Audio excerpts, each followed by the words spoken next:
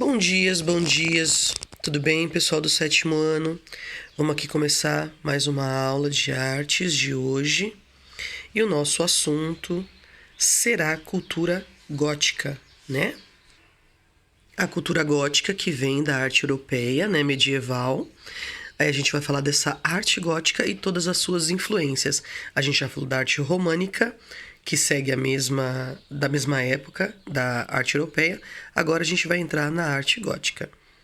Aqui vocês vão ter um exemplo de um vitral, que pode-se dizer, a principal característica, né? A principal arte feita na arte gótica. Então a gente vai ter aqui uma breve historinha explicando, né? Onde que ela surge, por que esse nome gótico. Então vamos lá.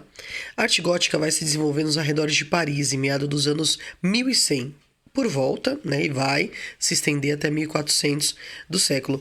O termo gótico passou a ser empregado a partir do século XVI para se referir ao estilo que se acreditava, na época, ser descendente dos godos. Godos vão ser povos que vão ajudar na invasão de Roma, tá?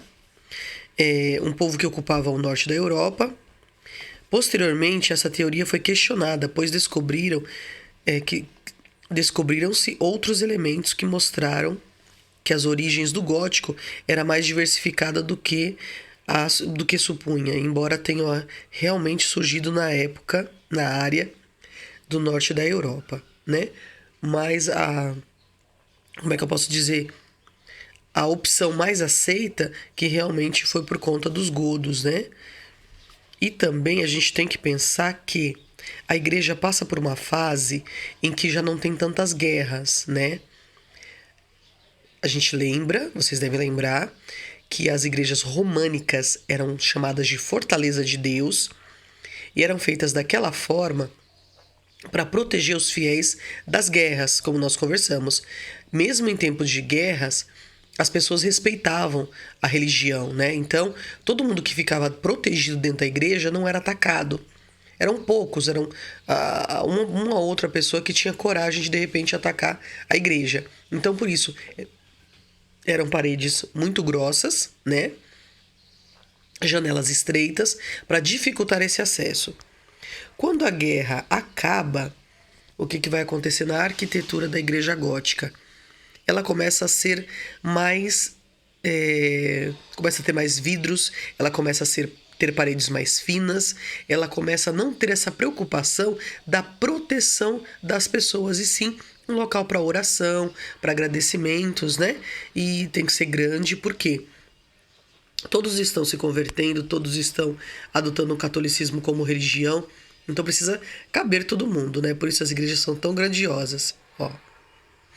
Dá uma olhada nas fachadas.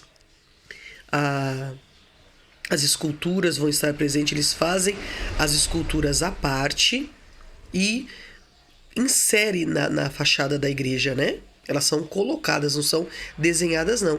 Aqui são esculturas de verdade. Produzem as esculturas nos seus ateliês e depois vai lá, né, e coloca nas igrejas para ter toda essa decoração. Sempre pensando, claro, em contar a história da religião católica, né? Com certeza são santos, todos os personagens que envolvem o imaginário e as histórias da igreja católica, ok? Vamos agora para o jogo rápido. O jogo rápido vai falar assim, ó. Que tal desenharmos a fachada de uma típica catedral gótica? Use a criatividade. Se quiser, use lápis de cor ou canetinhas para dar um tom das cores das pedras utilizadas na construção desse estilo. Então, a fachada seria essa que fala, é a frente, né? A fachada seria a porta de entrada. Então, vocês podem reproduzir no caderno de desenho. Pode utilizar essa própria foto que está aqui na apostila. Se achar muito difícil e complicada, só ir na internet e procurar. Igrejas góticas ou fachada de igrejas góticas. E aí vocês vão ver lá direitinho, só reproduzir no caderno de desenho. Lembrando que tem que ter margem, desenho bonitinho, bem feito, né? Tenta não deixar um vazio em volta, ok? Então, um capricho aí, galerinha. Aí aqui, ó, Conheça mais sobre as catedrais góticas do mundo, conferindo as belezas dessas construções, tá vendo? A própria apostila já dá para vocês outras opções, né? Para que vocês possam conhecer as catedrais, saber como que funcionam e ter a imagem para realizar a atividade, ok?